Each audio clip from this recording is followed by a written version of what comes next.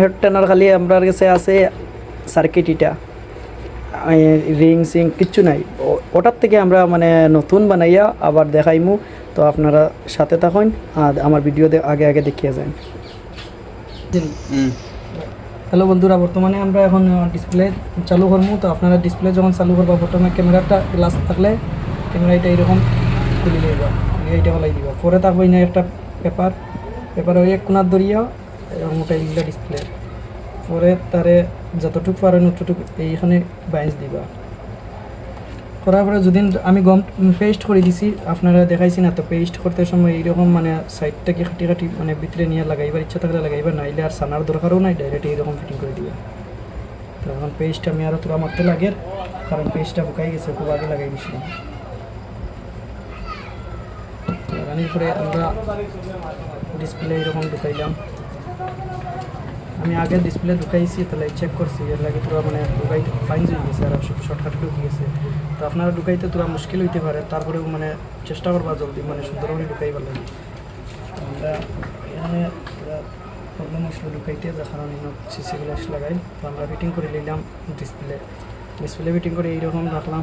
রাখিয়া আমরা এইখানে হইলো কানেক্টারটা লাগাইলাম।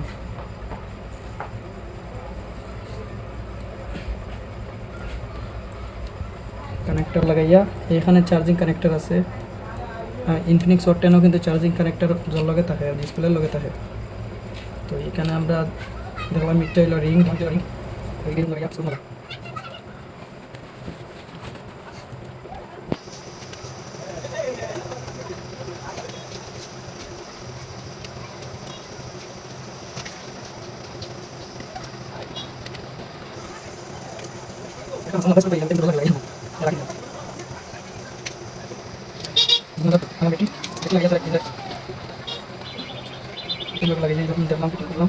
আর সবসময় দেখো ইটাটা খোলা আছে না, যদি ইটাটা খোলা থাকে নেটওয়ার্ক পাইতে না, দেখো ইটাটা ভালো করে দেখিয়া লাগাইবা। তো এরপরে আমরা একটা ইটা লাগাইলাম, তবে ও প্লেটের মধ্যে আমরা ভালো করে স্ক্রু করলাম। যদি প্লেটের মধ্যে কম স্ক্রু করে তো মোটামুটি মোবাইল ডিসপ্লে জলদি যাইব টিকিটা।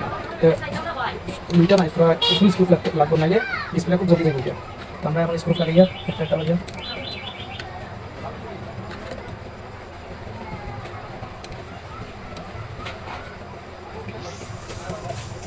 এটা স্ক্রু ট্রান্সফার হয়ে গেছে, তাই লাগে না আমরা একটা স্ক্রু লাগাই লাগে।